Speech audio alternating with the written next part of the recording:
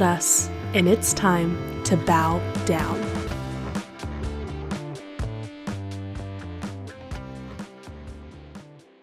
Well, hello, everyone. Welcome back to Bow Down. Dennis, as always, it is so good to see you, and I'm excited to get into it. Good morning. You look so lovely as always. As always, Thank it's so you. great to be.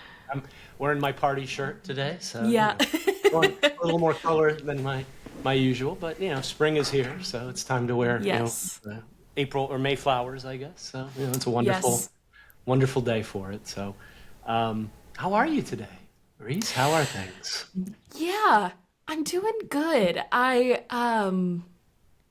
Chit-chatting just a bit before we hit record, I was sharing how I always feel like around springtime, my kind of intuition and attunement to energies starts to ramp up. And who knows, maybe I just have seasonal affective disorder. And so the sun starts coming out and I just feel really good. And I'm like, oh, I can feel all the energy. But yeah, it's been a really powerful week. The Scorpio full moon on Monday and then Wednesday, there was a transit. I think it was Jupiter. It was either Jupiter or Saturn, but a planet entered Gemini, which is my ascendant. And so a big week for astrology for our astrology heads out there. And I've just been feeling into this era of growth. And whether or not you're into astrology, I think that we collectively are feeling this kind of like we're on the precipice energy. I think a lot of us have been feeling that for a while. And I think we're starting to see a lot of us are starting to kind of not just lean over and look into the void, but really tipping, right? Really tipping into the void, really jumping and letting our wings grow on the way down. So, of course, as anything grows, there's growing pains. And, but even when a seed sprouts, it's still underground when it first sprouts, and you have to give it a little bit of time before it pokes its head up above the soil, even though it is growing. And yeah, I think that's kind of how I'm feeling right now, is like we're moving in the right direction, we're expanding, but that also means to grow is to shine light on the things that we don't want to look at. And so that comes with a lot of stuff too. What about you, It Dennis? How are does. you doing It today? does. Similarly in a very reflective frame.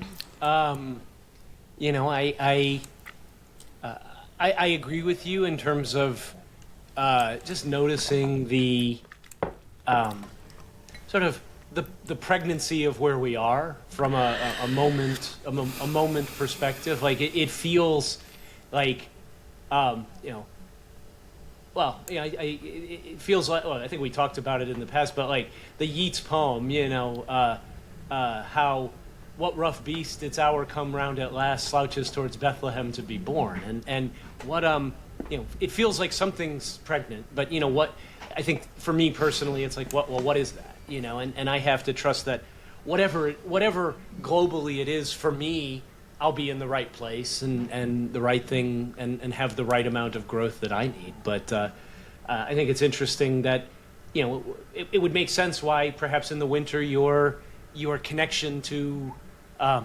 whatever you want to call it, ephemera, to source, to the Right. energy around us, which I don't try to label it because I can't. It's not explainable to me, but Yeah.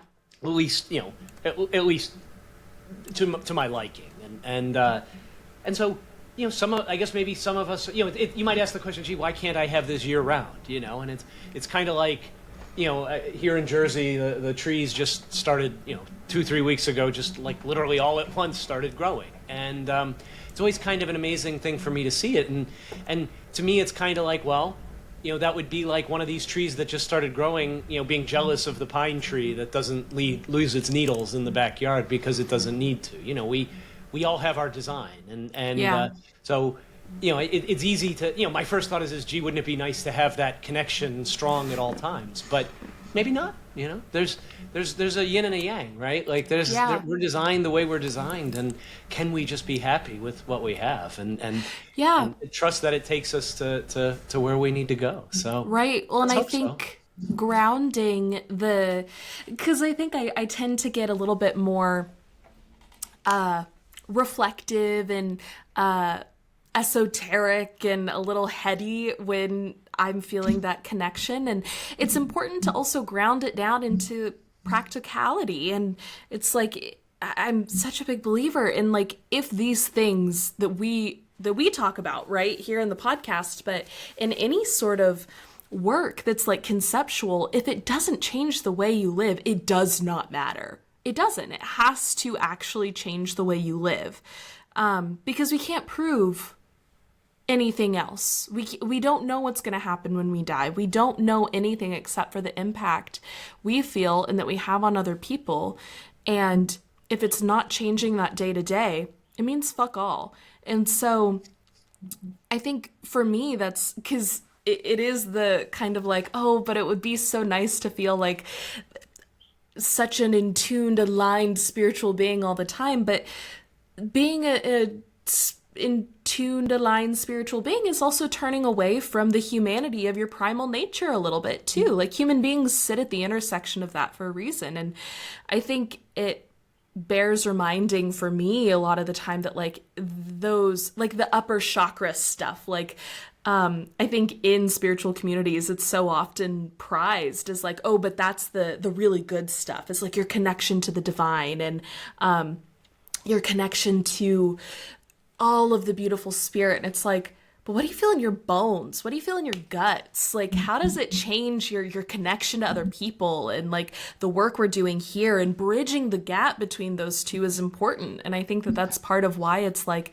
you can't always be hearing messages. Sometimes you have to be doing the work too, which isn't just listening and receiving. It's also the masculine energy of moving forward and building. Yeah. I think I it like goes, yeah. Well, and you know, it's something funny. Like I think maybe the human brain isn't really designed to be in perpetual connection with the whatever. Again, the other, the ephemeral, Mystery. the universe, whatever you want to the antimatter, whatever you want to, however you want to label it. But you know, it's something like the prophets in the Old Testament, right? These Jewish prophets like Isaiah, Jeremiah, Ezekiel, like all of these Old Testament prophets, like they would always say, you know, in the books, like, oh, you know, he went out into the wilderness for the desert for 40 days and 40 nights or something, which is kind of like a Hebrew idiom that sort of means he was gone for a fuckload of time. We have no idea.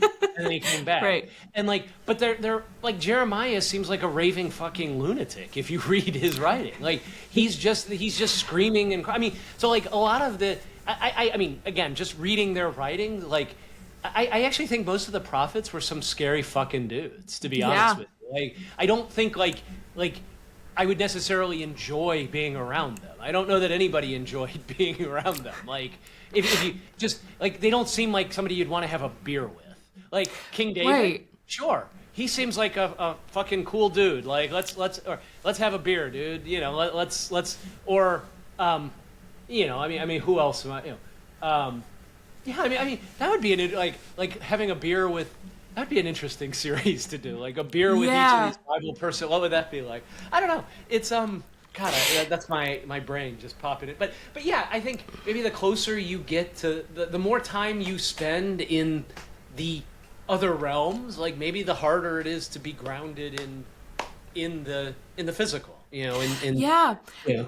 I think it's denying your humanity a little bit. Like as much as there is just so much in these like enlightenment communities and like awakening communities that's like we're awakening because it's bad to be asleep, and we're enlightened because other people are in the dark, and we are ascending, like ascension, because you don't want to be down in the lower frequencies, and what are higher vibrations and good vibes and elevating your like it reinforces this idea of a hierarchy.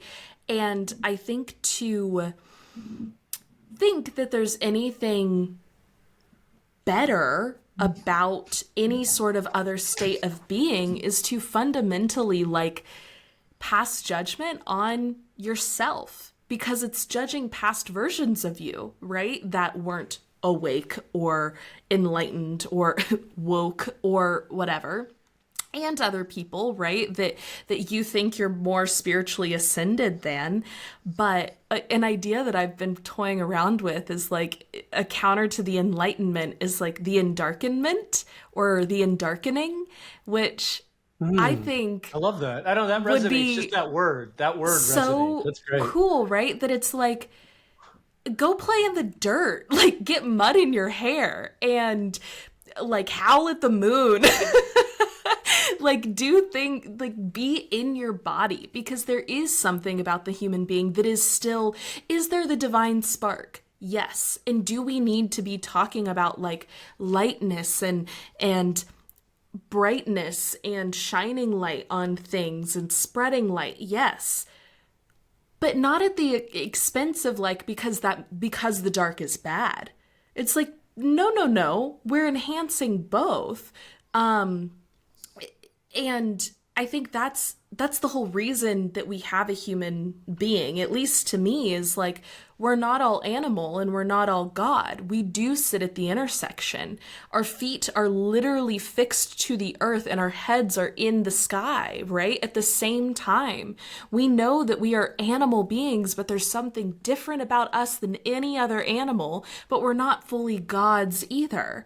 What is that weird in between? We are inherently liminal. And I think it's hubristic to say, oh, well, I'm awakening, I'm ascending, I am climbing the stairway to heaven. And it's like, I want to experience it all, you know? Like there's so much more. Like it's fundamentally saying, I'm done with this experience. And it's like, no, there is so much more here for us. I want to feel into every inch of what it is to be human, mortal, physical, a physical being that does have a soul. Yeah. Yeah, I love that so much. And I think it's so powerful. Like, and you're right. Furthermore, we talk about light, like it's such a great thing. And it is. But we act like darkness is such a not great thing. But that's not true, because you know what? Whether it's pure darkness or pure light, you can't see shit either way. Like, yeah. That's just the bottom line. Like, too much dark, too much light. If everything's light, you can't make out. Have you seen a painting by an amateur artist who doesn't know how to do shadow and doesn't know how to do shading? I'm no artist, so I'm not here to criticize anybody's art skill. I can't, full stop. I have no, and I've never cared enough to take a look to try to figure it out. That's not who I am. That's not my gifting, or what I choose to make my gifting. I could make it my gifting if I really wanted to, but I don't care to. But the fact is I can look at that. So my talent may not be in creating the art, but I can look at a piece of art and tell you, and pretty much I wager all of our listeners can too. Somehow you can look at a piece of art and know when the shadows are correct. And if the shadows aren't correct, something looks wrong to your eye. You might not be able to articulate what it is. You might not be able to say, I couldn't tell you, oh, well, the perspective, this painting sucks because, or sucks. This painting looks the way it does, or again, judgment, right? There's no judgment, because why do you have to put a label of good or bad? But this particular painting is weird, and here's why: because the perspective doesn't line up. Well, I don't know shit about perspective. I can't. I'm not. Or the brush strokes look like this, or I could pretend to, but I don't. All I know is I don't really like this, or there's something that seems off about this. Something kind of uncanny valley about it. Right, uncanny. It doesn't resonate. And that's because maybe one reason for that could be the lack of shadow. And we try, and so I think I do wonder what it would be like to have an Endarkening. Yeah. To actually, what would it look like to have, you have all these enlightenment retreats. What would it be like to have an Endarkening retreat, an Endarkenment? Hey, we're just going to, I don't even know what that would look like, but it would be interesting. Right. I mean, I it would be a think fascinating concept. right? I like it popped into my head as this like because of course there was the scientific revolution and then the Enlightenment and now everyone's like, oh, we're in post Enlightenment, and I think that seeing the like meaning crisis come around is a thing, and that happening at the same time that there is like global political, social, and environmental crises. It's like it's meaningful that these things are all happening at the same time. And what has the collective movement always been towards? Like light and understanding the divine. And it's like, what if we understood the earthly? And yes, in these spiritual communities, there is this like, oh, embrace Mother Gaia, that is something you hear. But even in that, like, Mother Gaia is kind of personified as this otherworldly entity being, even though it's like, she's here. She's underneath us all the time. We don't need to imagine anything to experience that because she is at hand all the time. And what would it really be like to start again? I don't in our work talking about like feminism and empowering women, one thing that I think we're really mindful of is like this overcorrection and the importance of true equality, and that being the feminist mission is equality. It's not getting into the man-hating sphere. It's saying, how do we complement each other and how can we create space for everyone? And I think that's kind of my intention behind talking about the Endarkening too. That's like, I'm not trying to say we need to privilege hatred or like fear or doubt or these things. I'm saying we need to make space for them at the table. What would it look like if instead of every time fear comes to the door, you slam it shut and say there's no space for you here, but you welcomed fear in, made them a cup of tea, and asked them their story. Because then I bet the next time they come to your door, it's not going to be quite as scary and you're not going to want to slam the door shut quite as fast. And it's hard to invite fear in and have a conversation with it, but that actually allows us to be more whole. And when we are only focused on raising our frequency, awakening, we're losing some very vital piece of this experience. If we were just supposed to be all spirit and that's all we are, we wouldn't be human beings. We wouldn't be physical beings. We would just be angels, entities, energy, whatever. We're here, at least I believe, to have us be here is a reason for being here, right? Why else is the universe experiencing itself in a physical way? Because there's physical awareness to it. It's embodiment.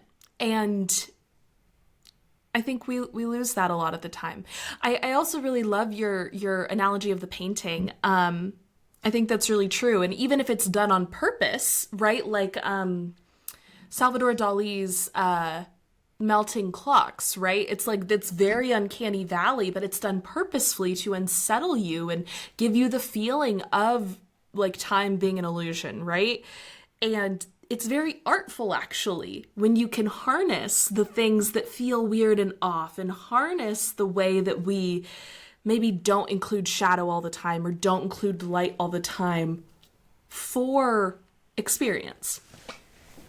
Yeah, I love that because I mean, it goes back to that saying that I've heard a few times, and it's, you need to be a master knows the rules, but also knows when to break them, whereas an amateur or somebody learning breaks the rules without knowing them. And Ernest Hemingway sort of said the same thing with his iceberg theory from a writing perspective of this idea of you don't tell most of the story, but you need to know what that story is, and that's what separates a good writer from a hack.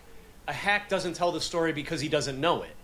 A good writer doesn't tell the story deliberately, but tells the story through the tip of the iceberg, essentially. And I think that's a very good analogy for our lives. In some very real sense, as I hear myself say it, it's this idea of, you know, our lives that we live are the 10% of the conscious iceberg above the water, essentially, and most of us live our lives without knowing what the 90% below the surface is.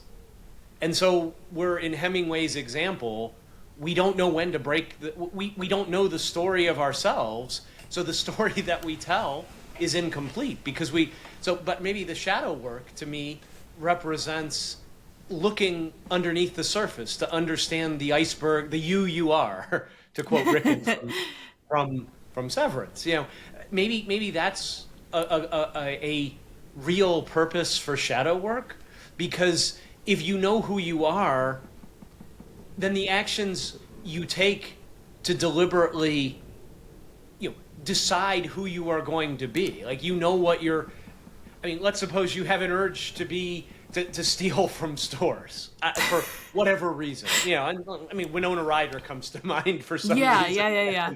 Back in the 2000s when she was on trial for shoplifting. But I mean, people do that, you know, for the thrill, for what, you know. There's an unmet need. There's a part of them that feels seen or feels like they're, you know. Again, there could be many different reasons for it. But if you don't see that about yourself, then you may or may not go to a store and choose.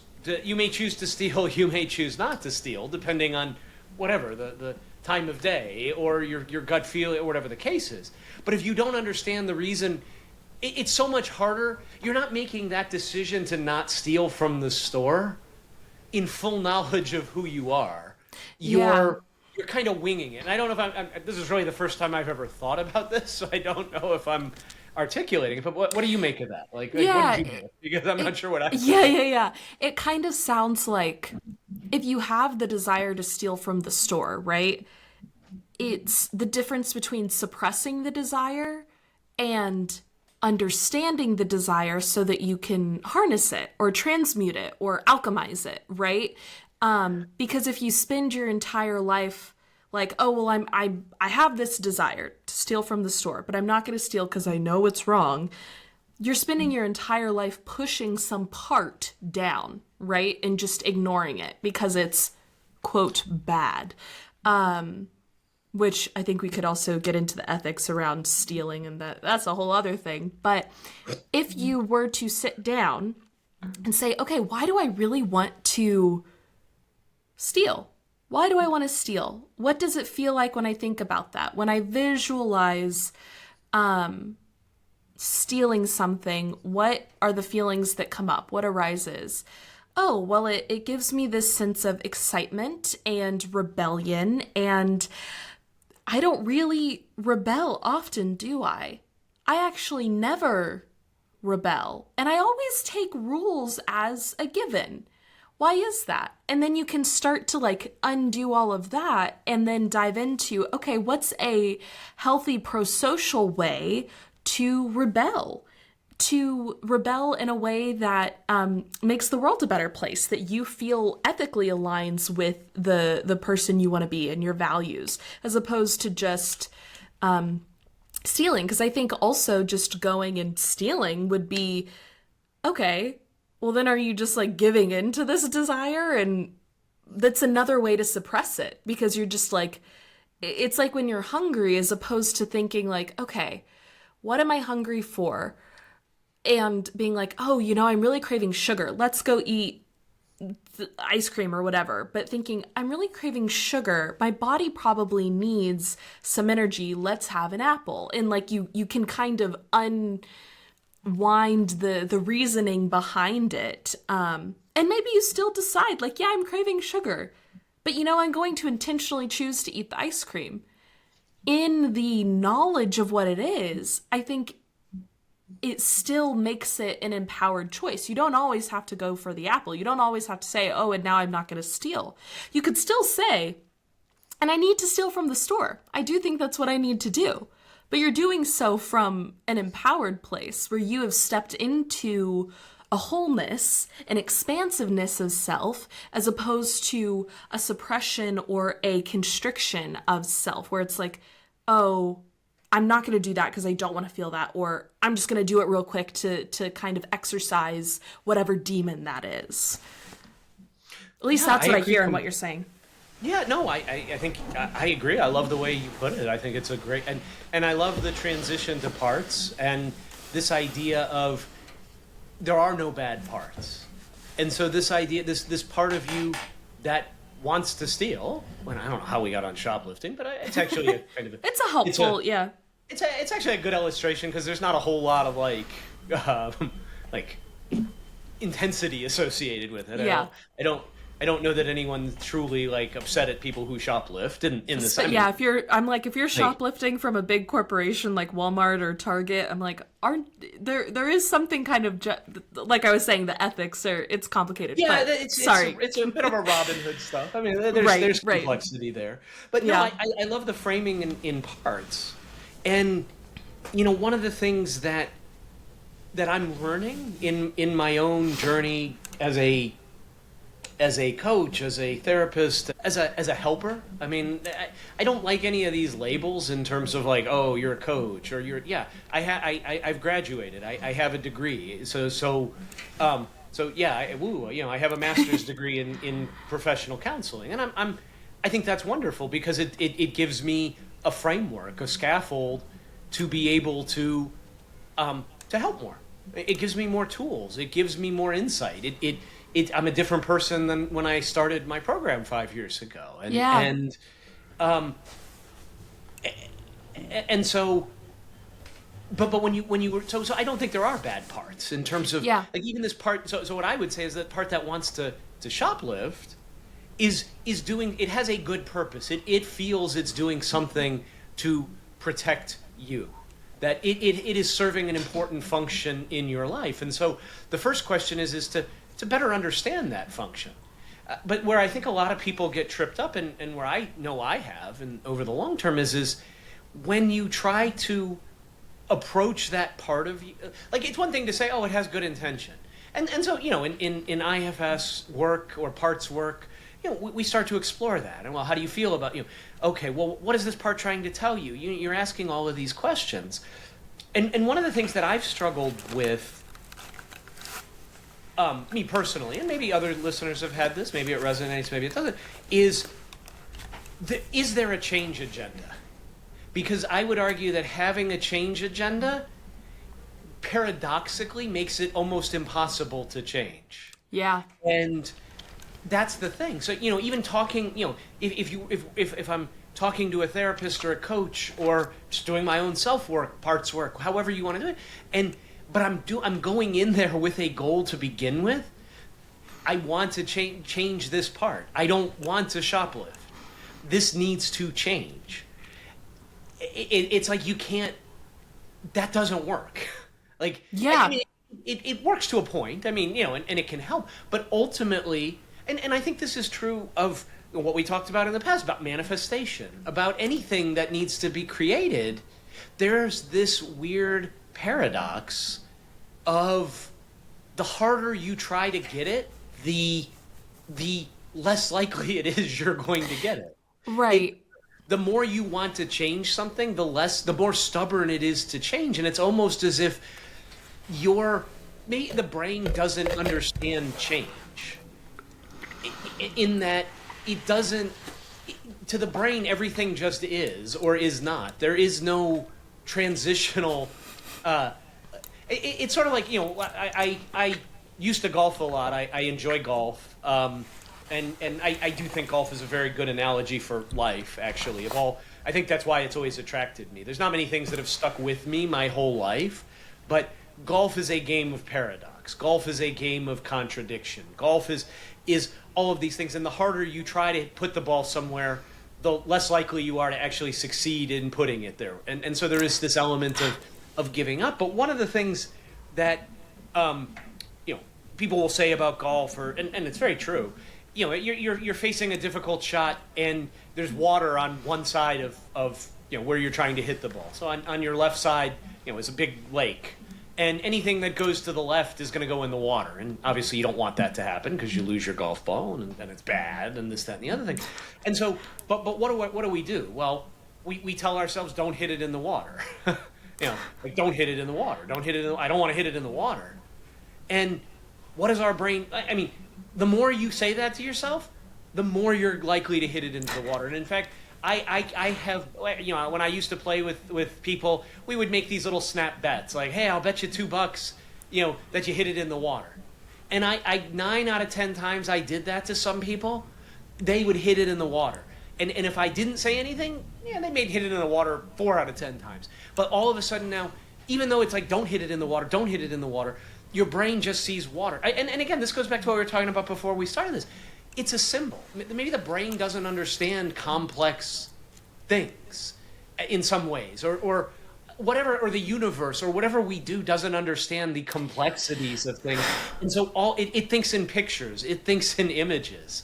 And it doesn't understand change. It only understands the end state, which is why, Neville Goddard used to say, always go to the end. Live in the end. Don't try to figure out the middle. If you know what you want and intentionally choose that's what it is, that's what I'm going to have. That's me. I am this person. Not I'm going to be, because the brain doesn't understand going to be. It's like it's the analogy of either you're pregnant or you're not pregnant. You can be trying to be pregnant. I mean, I know I have friends who are trying to be pregnant. They're trying to have a kid, but they're not pregnant. You either are or you aren't. And I think that there's a truth in that here as well of either you are, either you have convinced yourself truly that I am this, whatever it is. I am rich, I am loved, I am popular, I am famous, I don't know, I am with this person, whatever it is that your flavor that you need, that your greater self is telling you, but the only way to get there is to say is to see yourself that way first. So and I've always tried to figure out why. Like, there's these weird, so there's a part of me that, and anybody who happens to be listening who's a nerd, part geek like I am will get this, there's a part of me who's actively a rules lawyer. And if you've ever played D&D, then you know what a rules lawyer is, and they're generally not very fun people to be around. It's well, actually, the rule book says on page... Teacher, we had homework. Right, exactly. Or I remember from The Simpsons way back when, there was some, Comic-Con convention, and it was for Itchy and Scratchy, and one of the nerds, quote unquote, from the comic book shop was like, yes, I have a question. In episode, 2B4, the xylophone was hit, the same note was hit twice, but there was a distinctly different note played. Did somebody get fired for that mistake? That's, and there's a part of me that is at least when it comes to like understanding is very much like that. It's like, wait a second, like if something's gonna work, it should work every time. Like otherwise, it's like, you don't go into war wondering if your gun's gonna fire.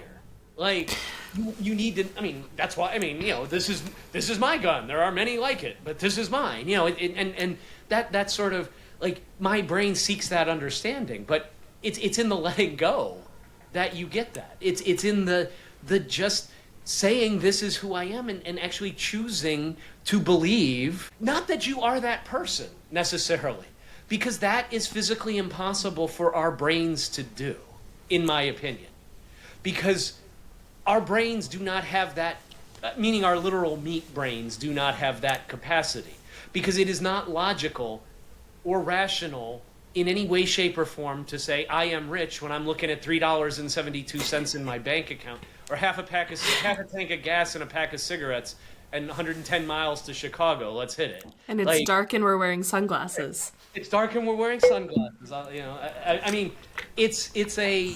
And thank you for picking up on my really dated, probably politically incorrect Blues Brothers. Oh, maybe. It's one of my dad's favorite movies. We have an ongoing debate that it's a musical, so he says it's his favorite musical, but it is categorically not a musical, because in musicals, the songs need to move the plot forward. So, to anyone listening, Blues Brothers is not a musical, but that's besides the point. Is Die Hard a Christmas movie? You know, do we have a You're asking strict the important definition? questions here, folks. Right. These are the important questions. That's why you tune in for stunning thoughts This hard-hitting, like this. This hard-hitting yeah. news. This just in. Yeah. Yeah, I do think that they're with the paradox of it all, right? That it's like it is almost trying to convince yourself of the impossible, but you can't convince yourself of something that isn't quote unquote true. But I was thinking just the other day about like, oh, trying to manifest money, right? Because that's always felt like such a weird thing to me. Or like manifesting a partner has also always felt weird to me. And I don't know why those two things, even though those are like the most popular things that people try to manifest, right? Why it feels so like kind of icky. One, with another person, it's like it does kind of get into free will for me. And I'm like, if you're trying to manifest an actual person that you know to fall in love with you, I'm like, that feels weird. If you're just trying to manifest like loving relationships for like a loving relationship, I'm like, that's a little better. I think it doesn't feel as like controlling. But with money, I'm like, why does that feel so weird to me to want to like manifest? And I think it's because we do have this thing that's like, oh, it's icky to want. It's icky to need. It's icky to have that kind of desire, that greed, right? It's like there's something weird and bad and ugly about it. And in manifesting money, it's like you can't convince, like exactly like you're saying, you can't convince yourself that you have more, like there's more zeros in the bank account than just zero, that there's any numbers in front of all the zeros.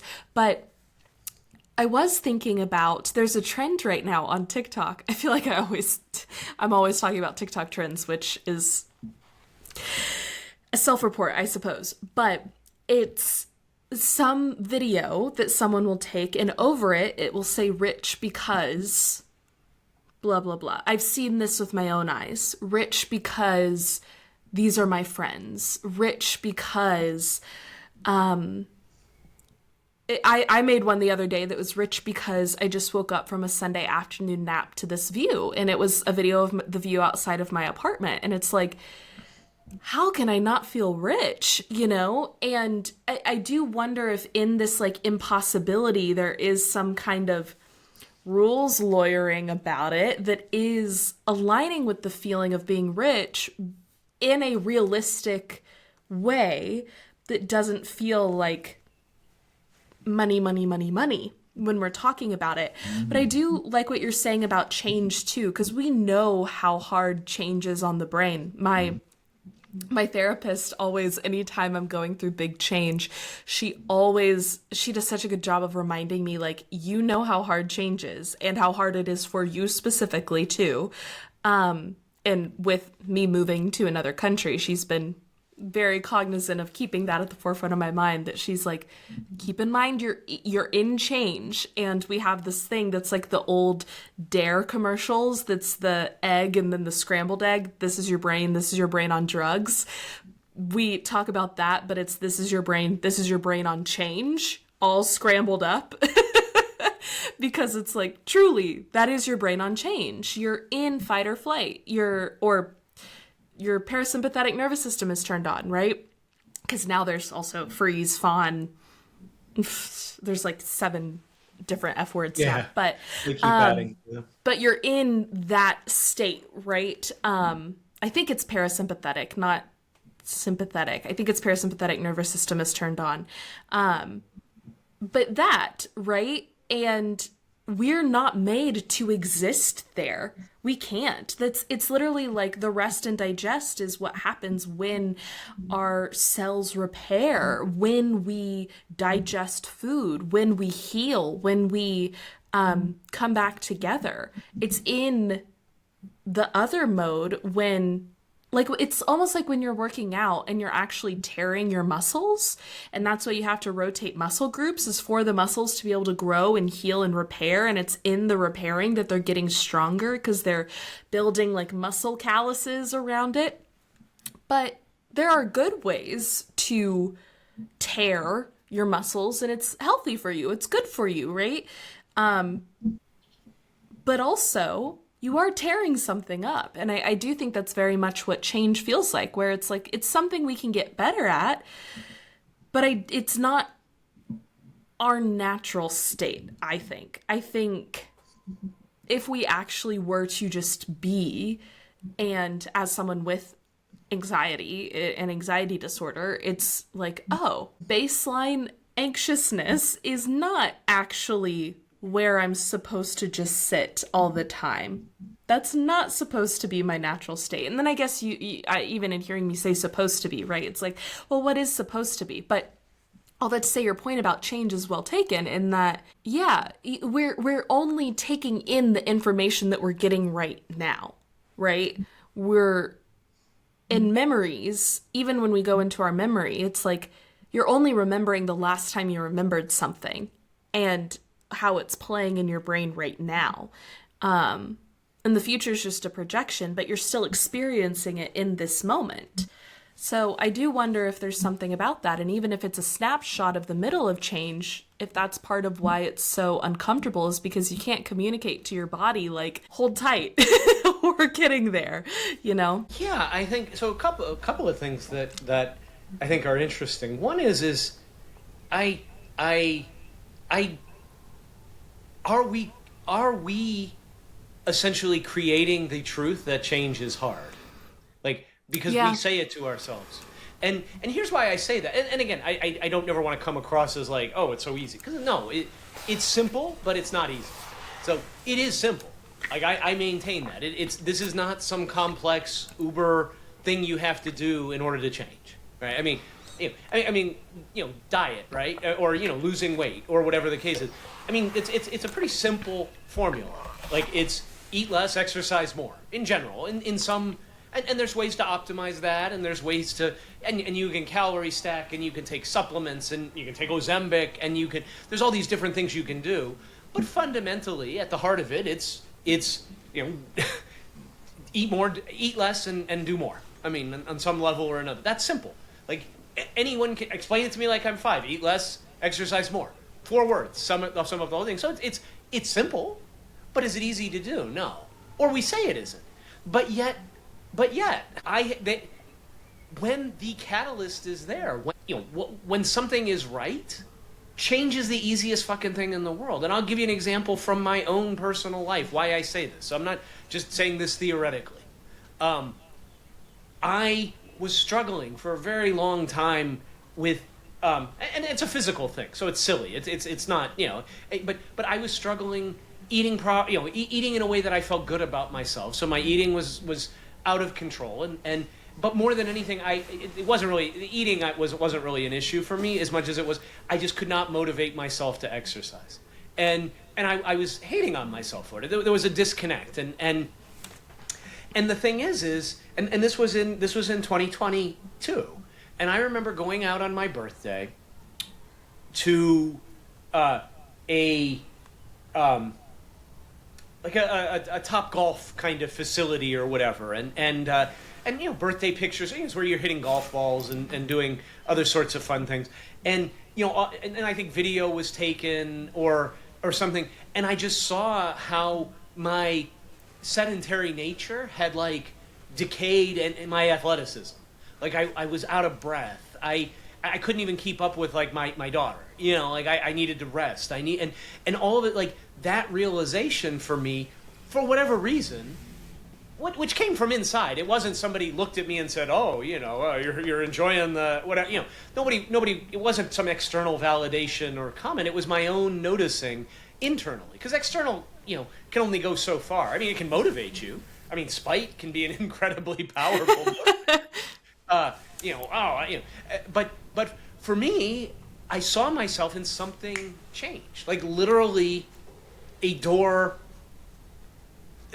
opened that was shut before, or a door closed that was open before. And there's this really interesting passage in Revelation, actually, the book of Revelation, that says that, and it's referring to the key of David, It's very metaphorical, very literary rich, but it's the key of David that opens doors no man can shut and shuts doors no man can open. Which is very interesting phrasing when you think about it that way. And it's this like, so what meaning I make of that boring story I probably just told was, but it was very easy for me to lose, like I have, since that day, this was almost 3 years ago now, I have not missed a day of exercise. Literally. So it's been over 1,000 days now, or almost 1,000 anyway, that I have not missed a day of exercise. And I'm not saying it was always easy, or the days that I didn't want to exercise, but it was like the decision to do that just happened. Like, and it was the easiest thing in the world. There's nothing I could have made. Like, I could not have white knuckled it. And the same thing was true for me when I stopped using nicotine. Because I struggled with that for years and years and years. And I was told it was going to be so hard. And I knew it was so hard. I tried to quit. And I made it. I could muscle through with sheer willpower and do all these other things. But when I had the intention that this is... And I can't explain it. I'm not saying good on me or anything else. Because I'm not praising myself, what a great person I am. I'm just noting that when I stopped... I was vaping at the time because I'm a cool kid. I just decided that I was not going to do this anymore. And I took a jumping off point. I was going on a trip and I'm like, you know what? I don't want to take my vape and all this, all the juice and everything. This is a good time. It's a great time to reset my brain. I'm not living my normal life, so I won't have the same psychological triggers. But I am not, I don't want to do this anymore. I intend to stop this. This is what I intend to do. And I did. And it was not hard. That's the weird thing. And why? Because why do I believe it wasn't? Because there was something there in me that just changed instantly in that moment that made it an inevitable conclusion. Now, could I have chosen to go back? I mean, I didn't even, some people, they'll quit drinking, quit smoking, whatever the case is, they throw out all their booze or they get rid of all. I didn't get rid of a damn thing. It's still sitting in a drawer back there. Like my entire vape kit, which was, I had granddaddy master vapes of big clouds, and shit. Like, for whatever reason, I wanted to be a dragon, apparently. I don't know. But my point in all of that wandering is simply that maybe we need to reframe our assumptions about change being hard and look at the times in our life when change wasn't hard and see what the common denominator was in those times. Because change is the fact is every moment is change. We live in a perpetual, this moment is different than when we first started talking about change. Like, literally everything has changed in that time period. So we're constantly, the present is in fact essentially the past in some ways, because there's no rewind button on the TiVo, no matter how much we think there is. And it's all changing every moment. So that was the one thing that came up. And then the other thing was just,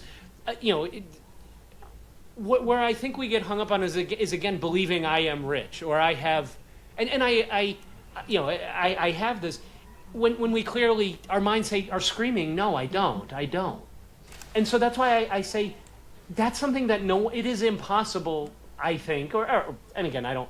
It is very, very difficult. Nothing's impossible. So maybe there's people who can do this and truly gaslight themselves into believing that, you know what, I have $100 million in my, whatever it is, I've won the lottery, however, and people say it happens, so I believe that it happens, and for some people are able to do that. I have heretofore been unable to do that to my best effort. But again, even saying that, my best efforts, there is no effort to do any of this stuff. If there's effort, then you're not doing it.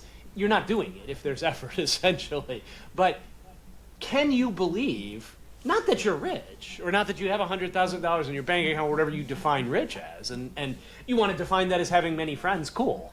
Like, for me, my focus is, rich is one thing, but my focus is I don't want to have to worry about money. Like, I don't want money to be a thing that I ever have to worry about. And even there, well, I choose to worry about it. Does it really matter? I could have $100 million and I might still worry about money. So does worrying about money have to do with the quantity the numbers on a ledger, because that's all really money is nowadays. I mean, it's literally just numbers in a spreadsheet or on some computer tape somewhere. It's not a real, even a dollar. I mean, a piece of paper only has a value because we say it has a value. It has no value. It's not. But so can you, instead of trying to say, oh, I'm rich, can you believe that simply seeing yourself that way, imagining yourself as the person who is rich, saying, this is who I am, it can't help but happen. Like, me simply believing that I am rich, that this is the state of who I am, that belief, choosing to believe that in spite of the circumstances and reminding myself of that when needed. Just basically saying, I intend that this is who I am. I don't need to worry about money. Whatever it is believing that, can you believe that believing that is enough to actually, in some way that you can't possibly understand and isn't logically rational, can you believe that belief is enough to actually make it so? Because that's what the Bible says is true. Now, and again, I'm not here to defend the Bible, but that's what manifestation, that's what Neville Goddard would say is true. That's what, all of these esoteric practices, hermetic practices throughout the ages would essentially say it's true. Whatever you believe, you according to your faith, be it done unto you. Yeah. What do you believe to be true? So that's where I try to challenge myself. It's like, okay, trying to believe I'm this when I'm so clearly not doesn't feel attainable, because my mind is always going to say but. But can I, essentially hijack that or switch that over to say, okay, you know what? Yeah, I see what my bank balance is. I'm not an idiot. And yes, I'm rich in other things. I'm grateful for what I have. And to me, that whole, I'm grateful because I had a great nap. That is gratitude. And I think that energy of gratitude, we should pervade our lives, because no matter what, we are blessed. We chose this life, is my belief. We, for whatever reason, whatever situation we find ourselves in, this is part of the plan. But now, how can I believe that just not accept anything else? That literally, no matter what I see with my physical eyes, what I hear with my senses, my flesh man, the Bible calls it a carnal man. Can I say, and we were talking about it earlier, right? Like this, the higher self that's trying to guide us. This, but can I believe that? Merely believing that, like putting that on that this is who I am, can I believe that that's enough and there's nothing else I need to do? So I'm not lying to myself saying, oh, I'm rich, but I also believe that my belief that I am this is what's going to make it happen. And so it's this weird meta cognition, and again, I don't know. It's just I don't know that there's some wisdom here. Probably it's not fully fleshed out, but to me, I've noticed it to be intention matters. Like, Yeah. believing that you have the ability to change your circumstance somehow gives you that ability to do it. Like it just happened. But again, is it you doing it? That's the other question. Like I really am just experimenting with doing less. Like literally trying, hustle culture and all this. Why? Like, I mean, again, some people love to do that. That's their design. And so again, I'll go back to human design, which we've, talked about a little, but, that's their design. Some people are designed to be that way. They need to be hustling at every hour of the day because that's how they're designed. And it actually gives them joy and it keeps their machine running. And if that's you, kudos. Like, I love that. I love that for you if you enjoy it. And people who work into their 90s just because they'd rather do that. Like, William Berkshire, William Buffett. He's just now stepping down at the end of the year as CEO of Berkshire Hathaway.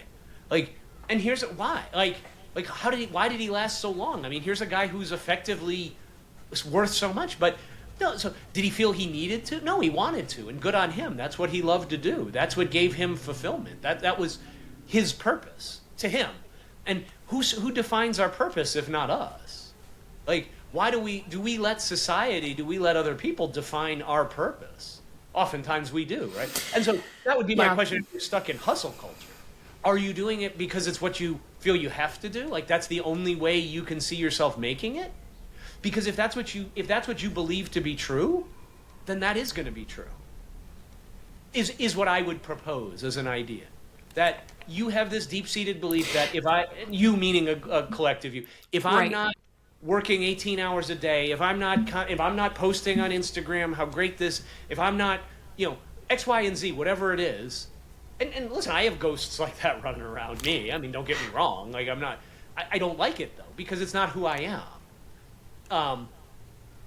But when we believe those things, good or bad, and again, without judgment, that's the thing. Like, we always try to put judgment. We always try to bring in this good or bad, this light, Yeah. dark. And I mean, even Christianity is like, oh, God is all good. Well, that's not actually what it says in the Bible. Like, if you actually read the thing, it actually says, I create the light and I create the darkness. Is what God says. So what, is he lying there? Is he joking?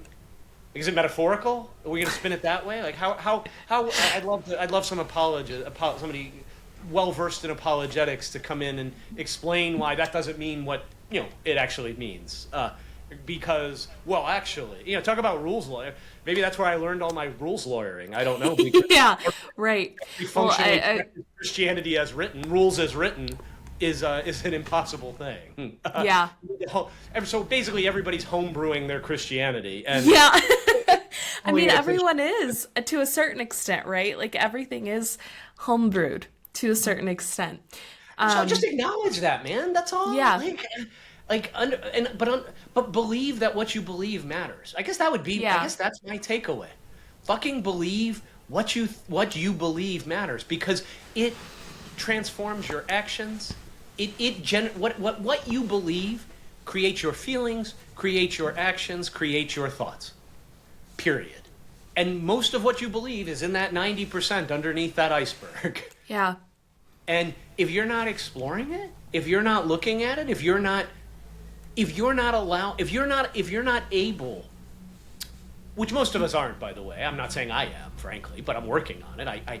I noticed that, and that's always the first step, right, is noticing it. You have to become aware, because we are just awareness.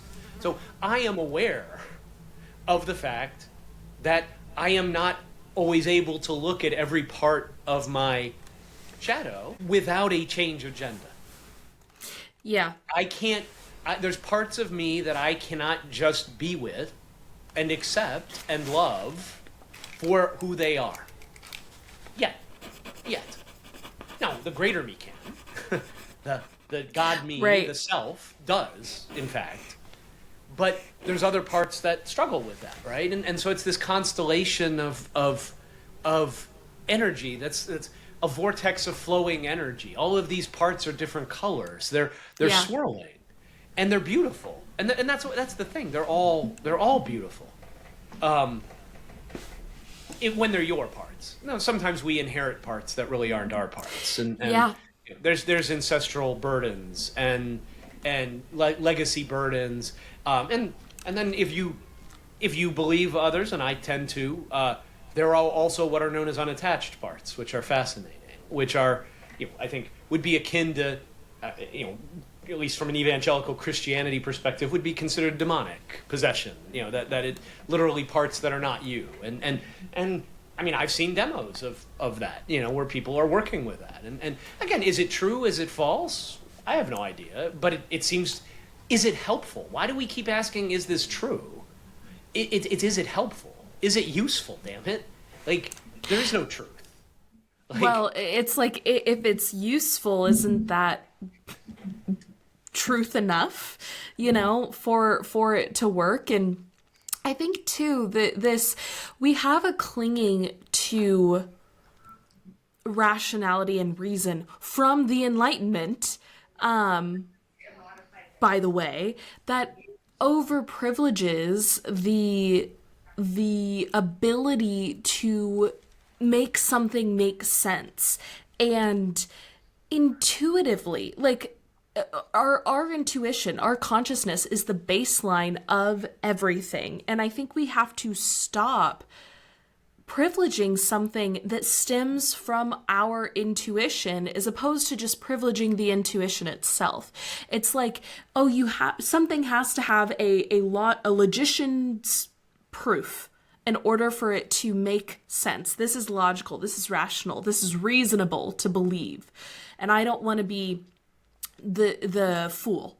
I don't want to be duped. I don't want the wool pulled over my eyes. And it's like, why do we even think that logic, like in philosophical terms, that logic makes sense?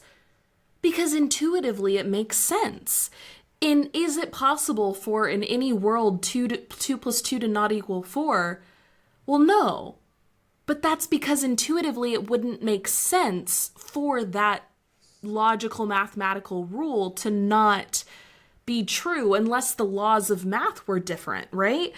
Well, yeah, unless, it goes back to that. I just love what you said there, because it goes back to it, and to go back to the Matrix again, like, the remember the scene with the spoon, right? And it's, the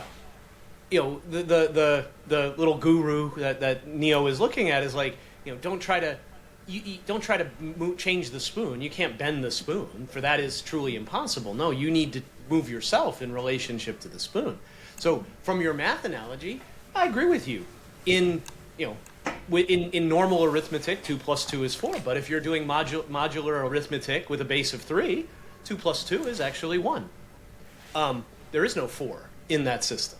So again, and I part of me rules lawyers that, but there's a truth to that, though, because it's in how you look. It's what are the rules that you've set up? 2 plus 2 is 4 because we said it is. Like, but you change the rule, and that's what I'm telling. Like, change the rules of what don't think your desires or what you want is on. If you think it's unattainable, if you think you're not worthy of it, if you think you don't deserve it, if you think it's too impossible to get, if you think it can't happen, then you're fucking right. Like, can you accept that?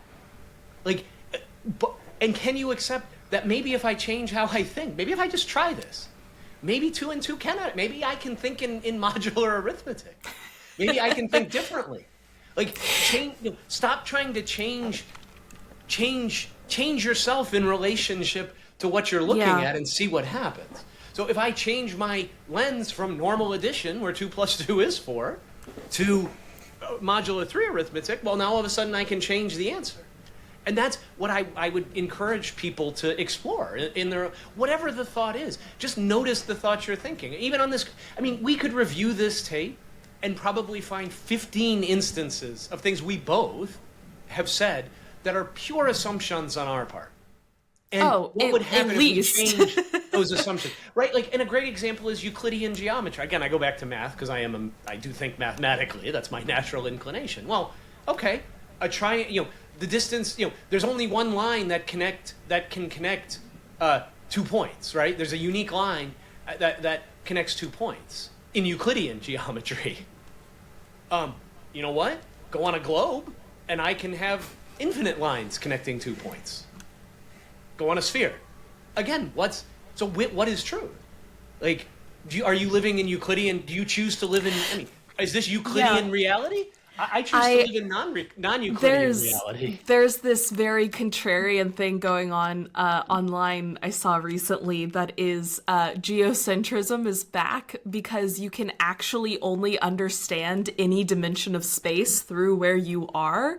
So it's like, technically everything is moving around you when you are a singular. So geocentrism is back. Because technically the sun is moving around me from my point of view, which of course it's this very like kind of contrarian rules lawyery thing that I think it's easy to say, okay, well, but that's not real. That's not true. And it's like, sure. But even the things that we posit as real and true, we are doing so because why do we do so? Because it makes sense. But what is the thing that makes it make sense? You are the thing that's making it make sense. Your intuition, your consciousness. And it's like, that is the root. That is the core.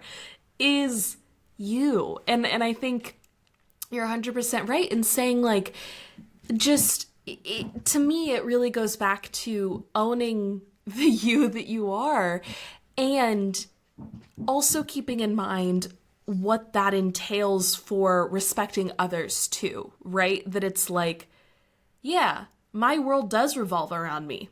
It does. In every way possible, because it can't not, because I am only ever in this lifetime going to be experiencing it as Reese. But that also means that your world revolves around you. And when our worlds bump up against each other, when we come to it with that knowledge, we can hold more space for each other's worlds, and have respect for that. But that respect can only ever start from respecting your world, because that's the base. That's So true. our foundation. Yeah, I almost view that as having on your own oxygen mask. Yeah. Like, in a sense, what is wrong? I mean, if you are the center of your world and you truly believe that, and you know that, and so it's not that it's not that you're trying to get others to prove that to you, because that's just think she's the center of the universe, or she's Yeah. the center of the universe, or so selfish, this, that, and the other thing, and well, but what if the way forward is through? What if extreme selfishness is what actually allows you to be selfless, as from another person's absolutely. view? When you own who you are, right? I recently had this thought, which I think you'll like, that it's actually impossible not to follow the golden rule. Everyone is always following the golden rule, because I it's agree. impossible not to treat someone else the way you treat yourself. And when we look at people the people on the global stage that are dehumanizing and committing atrocities and violence across the globe right now, that's not true. It's not all that I can think of, but what that tells me about that person is how much they hate themselves. That they can see a human being is so insignificant. How little must you think of yourself? Because your information around a human being stems from you, starts with you. And if you think any human being could be dehumanized like that, that's what you're doing to yourself every single day. And the kindest, most wholehearted people that I know have such a healthy ego, and are the ones who say, hey, I'm not going to tolerate that, or hey, this is my boundary on that, and are very clear and forthright and take a lot of time to themselves and treat other people the way that they treat themselves, with autonomy and respect. It's impossible not to. And the way you treat other people is just a self-report, truly, about how you treat yourself. Everyone is you pushed out. Yeah. That's I mean, literally everyone shows up the way you expect them to show up. I mean, you can test this. Like, I mean, you can test it. If you assume your boss is a shithead towards you, they're gonna be, because it's just a self-fulfilling prophecy. Like, Yeah. you will reflect. People will reflect back exactly how you see yourself, because you need them to. That's why they're there. They're there, in some senses, to reflect, and likewise, you reflect them.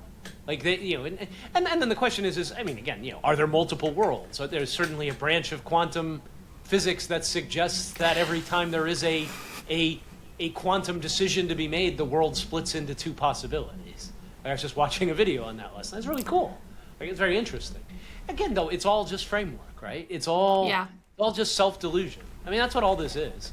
I mean, honestly, the secret of life is self-delusion. is to truly believe that you are powerful. I mean, and that what you believe matters, and that you may not have free will, and we talked about that in a past episode, and always a nice chest to bring out, but you may not have free will, but you can believe what you want to believe to be true. Like, no one can make you believe something else.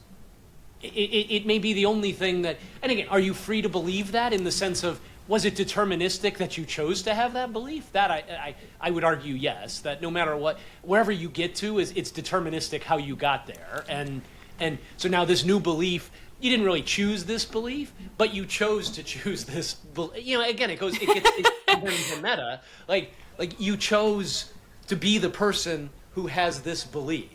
And again, maybe it wasn't free will that allowed you to choose that, because everything else that you did led Right. you up to that. And so, I mean, again, I think that's an interesting late night, conversation with a bong and some Grateful Dead playing on the on the speakers from What if Ithaca we in don't see the 1984. same blue?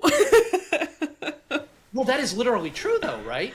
Yeah. Because there are a very small number of people who are like trichromatic, who can actually see 3 times more colors Yeah. than we see.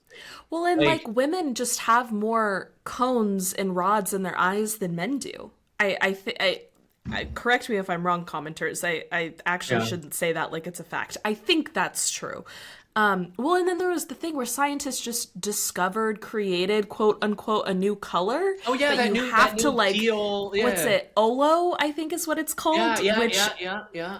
of course I did the whole like, oh, you have to overexpose to see, but I'm like, even then, it's like, I can't even conceptualize of the idea that like that actually was discovered. But yeah, I think a button on this conversation, going back to what you said about like what you believe matters. And I think thinking about that in every sense of the word, that like what you believe about yourself, what you believe about other people, what you believe to be true, what you believe is good, what you believe is bad. Do you believe in those value judgments at all? It does matter because it impacts the way you live right here, right now. And it impacts everything.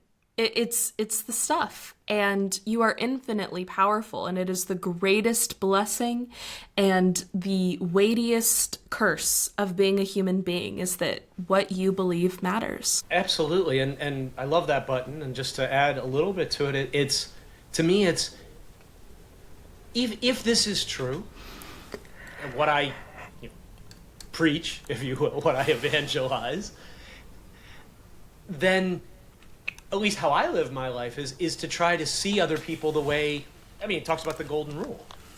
Like, I see people differently. I don't assume the worst of them. Or, again, I notice what I assume about them. And I do my best to change those assumptions. And because if what I believe is actually true, then by me believing something negative about you or my neighbor, oh, that guy's a real piece of work. Whatever. I'm jailing him in my reality, essentially. I am condemning that person. Whether it's myself, whether it's you, whether it's a stranger, whether it's the homeless guy at the Dunkin' Donuts asking for change. I look at that guy and if I condemn him, then is that ethical? If what I believe is true, like, is that the right thing to do? And so that's what this journey has brought me on, is a way to see other people as who they are, which is God as well. They're me. We're one in some way that I don't fully get yet, that I can't conceptualize. But we're all one. And but if this is true, what does it cost? I mean, I have a friend who wants to have a kid. He's desperately. They've been trying to have a kid for a year, and with little success thus far. And so what do? I imagine seeing the ultrasound that he's going to show me when he's my barber. He cuts my hair. I see him once a month. I imagine him showing me the ultrasound of his pregnant wife. That's something he. What does it cost me to do that? Like, I have no idea. My assumption is that if I do that and I hold fast to that and I see my friend who cuts my hair in my mind's eye as being a father, as showing me that picture, and that's what I choose to look at, I am acting in love. Why don't I want him to see his desire is to have a kid? I want him to have that. I want his joy to be full. So how do I do that? I can't get in there and help him have a kid, I hope. I mean, Abraham Hagar situation. But nor do I want to do that. But what can I do? Well, in my mind's eye, that's all I do. I see him as being a father. I imagine him I imagine his joy of that. And I drop it. I'm not worried about it. At the end of the day, I want him to be happy. He wants a kid. Why wouldn't I? So that's the end result of this for me, is seeing what other people want and imagining them having it and believing that somehow me imagining that and caring and wanting that for them will help them get that. Yeah. Or experience that. So that's what I would encourage people to do. Take somebody you don't like or you have friction with. Do a thought experiment. Try it. The person you dread seeing when you walk into the office and meet in the common area. The whatever. I don't know. The professor who you think is against you. The ex that you have to deal with because you have joint custody and you think they're one way. That's a hard one, maybe, for some people. Like, can you choose to see that person differently, regardless of what the facts tell you? I'm not saying, again, it's not easy. It's simple, though. Try it, but pick somebody. Pick somebody easy. Don't pick somebody hard, because, you don't go into a gym and squat 1,000 pounds without ever having been in the gym before. Like, why do we think these supernatural things or these, whatever you want to call them, are so different than reality? Reality just mimics these anyway. Like, nobody goes into the gym, does one workout, and is like, okay, I'm done. No, you go every day. You mentioned it, the muscles break down. You need to let them build back up. It's a journey. But you can start right now. Pick somebody who's easy for you. But maybe that's a minor thing. And see them differently and just see what happens. And if you do it, if you're brave enough to do that, if you're listening to this and like, fucking prove me wrong. Like, I want to hear somebody say, yeah, I tried this for a week. I saw this person I hate at work. I imagined good things for them. I imagined them being loving and happy, and they were still the same shithead they were. All right, let me know. I'm not going to say you did it wrong or anything else. I'm just saying try it and see what happens. I'm curious. But yeah, that's awesome. I don't know how we got here, but I feel it was really... I don't know, any last... Yes. That's my last word. I don't know if you have anything else to share before we close. Yeah, I feel good. Thank you, Dennis. Thank you, everyone, for being here, for listening. Dennis is officially graduated, so definitely send him all of your congratulations in the comments. I guess I should have worn my hat, your my little regalia. Yeah. But yes, send Dennis all of the good energy. Imagine him celebrating and proud and all of the good things. And we will see you all next time. Thanks, everyone. Bow Down is a weekly podcast from the Cohere Collective that explores esoteric and empowered feminism. Please subscribe to Bow Down wherever you may be listening. And if you enjoyed the episode, please leave us a like, a 5-star rating, and a review. And if there's anyone you think would enjoy this episode, or maybe just needs to hear it, please share it. If you want to stay up to date on all things Bow Down, you can follow the Cohere Collective on any social media platform at the Cohere Collective, and check out other content and offerings at www.thecoherecollective.com. If you're interested in working with Reese to find and pursue your purpose, I encourage you to head to www.thecoherecollective.com/life-coaching. If you're interested in working with Dennis to shed your mask and embrace your desires, you can email Dennis at dennis@theheartstoybox.com. A huge thank you to Jack Corbett for Bow Down's music. You can find him on Instagram at j.corbe. Thank you all for joining us today. We're so glad you're here. And as always, we hope you feel like you are living more coherently. And until next time, love.